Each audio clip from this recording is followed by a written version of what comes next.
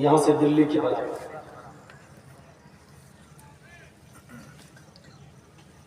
ٹرینوں کا دور نہیں ہے، ہوائی جہاز کا زمانہ نہیں ہے، اتنی دور کا سفر یہ تو گھوڑوں سے طے کرنا ہے یا اونٹ پر بیٹھ کر طے کرنا ہے۔ اور جس جگہ صحابہ جہاں رہ رہے ہیں اس جگہ ان کی کھیتیاں ہیں، کھیتیوں کا عالم یہ ہے کہ کھجور کی فصل پک کر تیار ہو چکی ہے، 2-4-6 دن میں یہ کٹے گی۔ صحابہ کرام کو اسی فصل کا انتظار رہتا تھا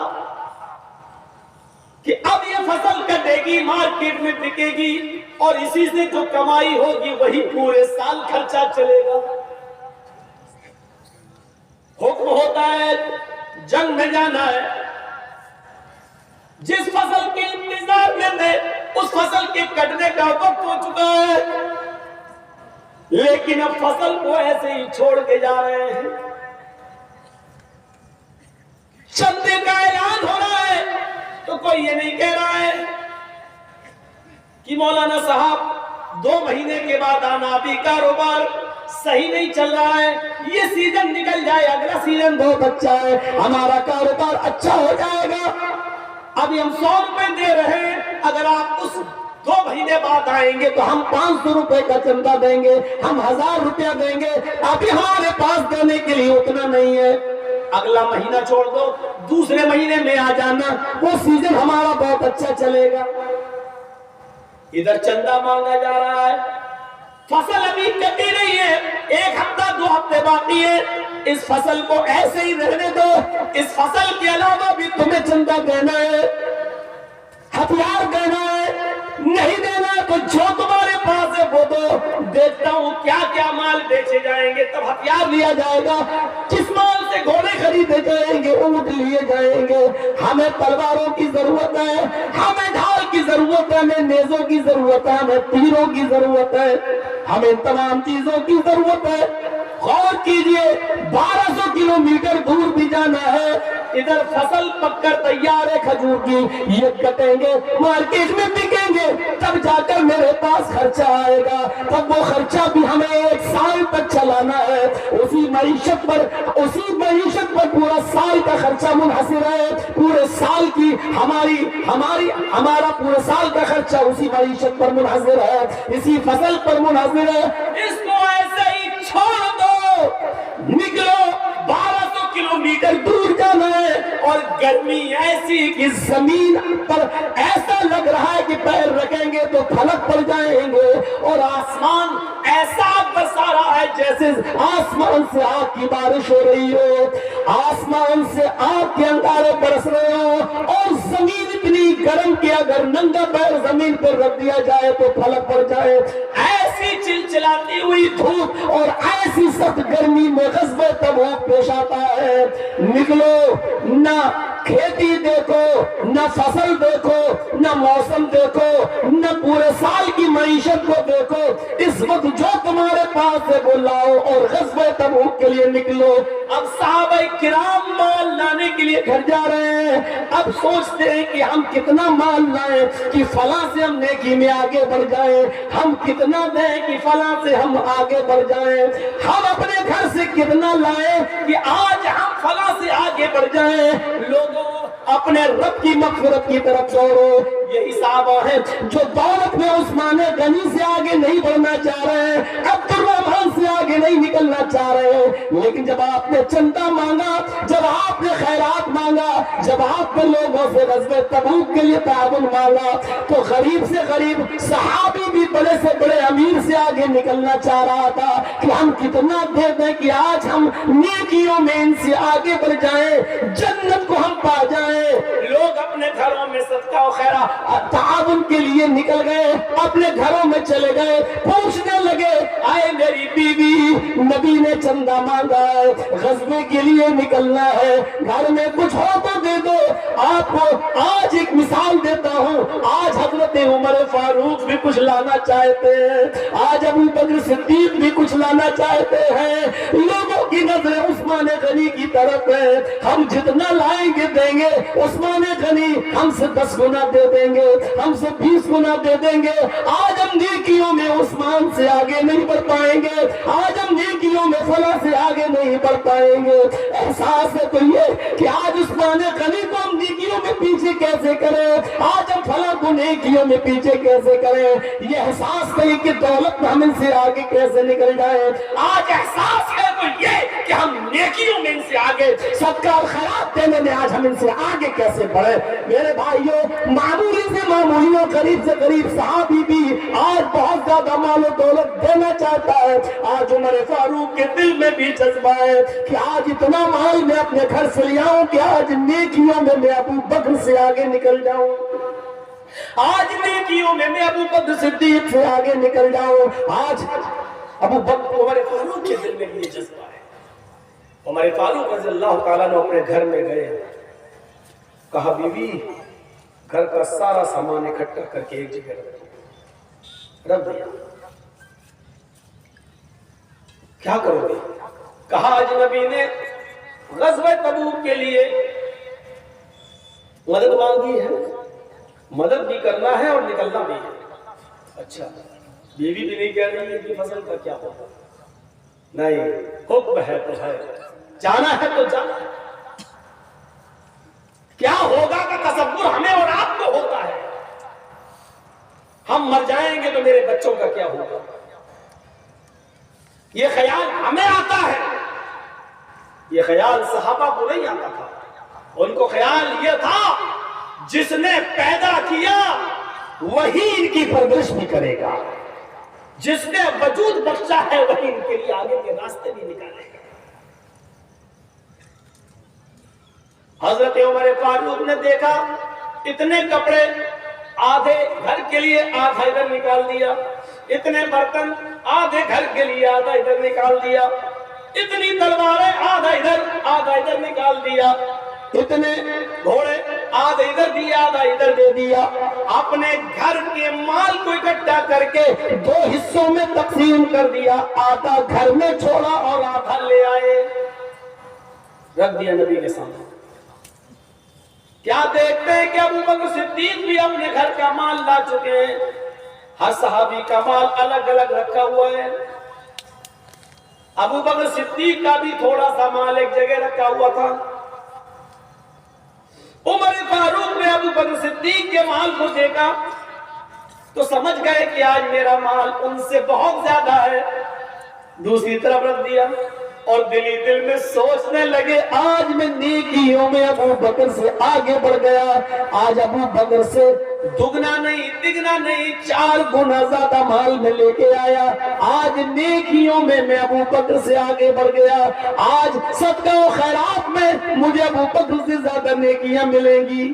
دل میں خوش ہو گیا. نبی اکرم کے سوال کرنے کی باری آتی ہے, تم کیا لائے تم کیا لائے تم کیا لائے.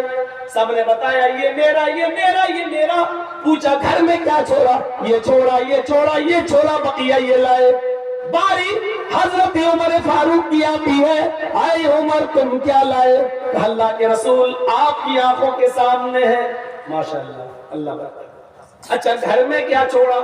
کہ اللہ کے رسول میں نے اپنے گھر کے مال کے 2 حصے کیے, برابر برابر, آدھا ادھر لایا آدھا گھر پہ چھوڑ دیا.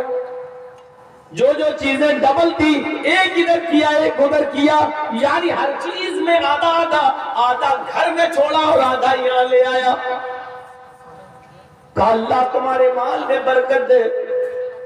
اے عمر واقعی تم نے آج بہت بڑی قربانی دی ہے, آدھا لے آئے.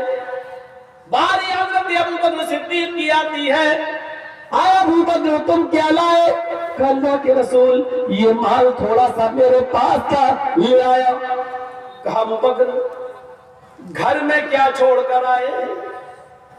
کہ اللہ کے رسول یہ مت پوچھئے کہ گھر میں کیا چھوڑا. نہیں میں نے سب سے سوال کیا, تم سے بھی سوال کرتا ہوں. عمر نے بتایا کہ آدھا لایا آدھا گھر چھوڑ دیا, تم بتاؤ.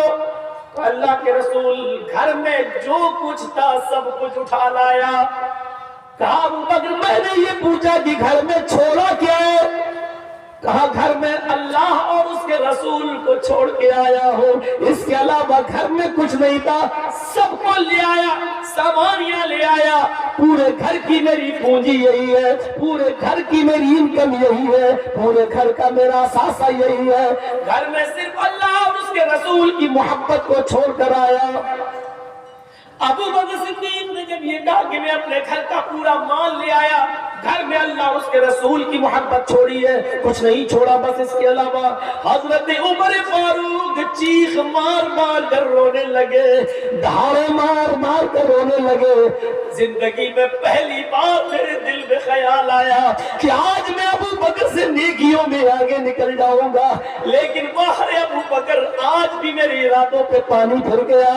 آج میں یقین کے ساتھ کہتا ہوں میں پوری زندگی میں کبھی بھی آپ سے نیکیوں میں آگے نہیں بڑھ سکتا. میں تو اپنے گھر کا آدھا لایا، آدھا کم سے کم گھر پہ بھی چھوڑ دیا، لیکن آپ نے تو اپنے گھر کا پورا مال اٹھا لایا. ظاہر بات ہے کہ جو اپنے گھر کا پورا مال لے آیا ہو اور جو اپنے گھر کا آدھا، تو آدھا مال والا پورے مال والے کا مقابلہ کہاں کر سکتا ہے؟ اگرچہ مال آپ کا کم ہے لیکن گھر کا پورا اثاثہ ہے. یہ آپ کی نیت ہے. اللہ تعالیٰ تو نیتوں کو دیکھتا ہے، مال کی کثرت کو نہیں دیکھتا ہے. آج میں ڈنکے کی چوٹ پر کہہ سکتا ہوں کہ اے ابو بکر میں نیکیوں میں کبھی آپ سے آگے نہیں نکل سکتا.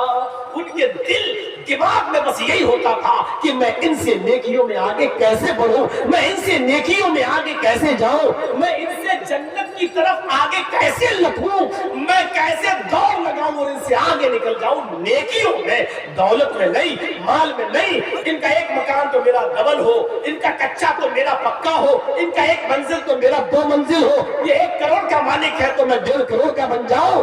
یہ دوڑ نہیں تھی، یہ ریس نہیں تھی. ریس تھی تو یہ کہ میں آج نیکیوں میں ان سے آگے کیسے بڑھ جاؤں. وَسَارِعُوا إِلَىٰ مَغْفِرَةٍ مِّن رَّبِّكُمْ وَجَنَّةٍ، اپنے رب کی طرف، مغفرت کی طرف دوڑو اور اس جنت کی طرف دوڑو. عرضها السماوات والارض، جس جنت کا رقبہ، جس جنت کا طول و عرض، جس جنت کی لمبائی اور چوڑائی زمین و آسمان کے برابر ہے.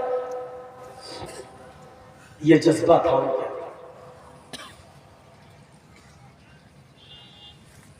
سبقت آگے بڑھنے کو بولتے ہیں. قرآن میں آیا فَاسْتَبِقُوا إِلَى الْخَيْرَاتِ، نیک کام اور خیر کے کام میں ایک دوسرے سے سبقت لے جانے کی کوشش کرو، ایک دوسرے سے آگے بڑھنے کی کوشش کرو. کس میں؟ خیر کے کاموں میں. فَاسْتَبِقُوا إِلَى الْخَيْرَاتِ، خیر کے کاموں میں آگے بڑھنے کی کوشش کرو، نیک کاموں میں آگے بڑھنے کی کوشش کرو. سودے بازی کرنے لگے تھے حضرت عمر فاروق. ایک بار اے ابو بکر آج میں آپ سے ایک سودا کرنا چاہتا ہوں. حضرت ابو بکر صدیق نے کہا سودا؟ کہاں؟ کس بات کا سودا؟ اے ابو بکر میری پوری زندگی کی عبادتیں آپ لے لو، میری پوری زندگی کی نیکیاں آپ لے لو، اور مجھے اپنی ایک دن ایک رات کی نیکی مجھے دے دو. اس ایک رات کی غار ثور میں جو آپ نے نبی اکرم کے ساتھ گزاری تھی، اور آپ اپنی ران پر نبی اکرم کے سر کو رکھے ہوئے تھے اور اللہ کے رسول سو گئے تھے، اور اے ابو بکر آپ کے پیر میں زہریلا جانور بچھو ڈنک مار رہا تھا، کاٹ رہا تھا. اس کی تکلیف سے آپ کی آنکھوں میں آنسو آ گئے اور آنسو کا قطرہ گر کر نبی کے چہرے پر گر گیا. لیکن تکلیف کی شدت کے باوجود آپ نے اپنا پیر نہیں ہلایا. اگر پیر ہلاؤں گا تو نبی اکرم کو ڈسٹرب ہو جائے گا. آپ میری ران پر سر رکھ کر سوئے ہیں، یہ بچھو کاٹ رہا ہے، اگر ایسے پیر کروں گا، ہلاؤں گا تو نبی کی نیند کھل جائے گی، نبی کی نیند میں ڈسٹرب ہو جائے گا. لیکن جب آنسو گرا نبی کے چہرے پر تو اللہ کے رسول صلی اللہ علیہ وسلم اٹھ گئے. ابو بکر تم رو رہے؟ تب دکھایا کہ بچھو نے ڈنک مارا. اللہ کے رسول نے اپنا لعاب دہن تھوک لگا دیا اس زخم پر. ابو بکر صدیق فرماتے ہیں اس لعاب دہن کے بعد مجھے پتہ ہی نہیں چلا کہ بچھو نے کب کاٹا. کوئی درد کا احساس نہیں تھا. آئے ابو بکر مجھے ایک رات کی نیکی دے دو بس, اور بدلے میں میری پوری زندگی کی نیکیاں لے لو. میں جانتا ہوں آپ کی اس ایک رات کی نیکی میری پوری زندگی کی نیکیوں پر بھاری ہوگی. سودے بازی کر رہے ہیں, لیکن اسلام میں ایسا ہے. ایسا ہوتا تو اس کا بھی سسٹم نکال لیا جاتا. ایسا ہے کہاں کہ جرجیت صاحب آپ میری ساری زندگی کی نیکیاں لے لو اور اپنی ساری زندگی کی نیکی مجھے دے دو. اگر ایسا ہوتا تو بوڑھا آدمی تو جوان آدمی بوڑھے سے کہتا ہے یا بوڑھا آدمی جوان سے کہتا ہے مجھے دے دو, تم تو ابھی زندہ رہو گے, تم کر لینا, لیکن تمہاری نیکیاں مجھے دے دو تاکہ ہم جائیں تو ابھی چلے جائیں اچھی طریقے سے, اور تم تو کم سے کم ابھی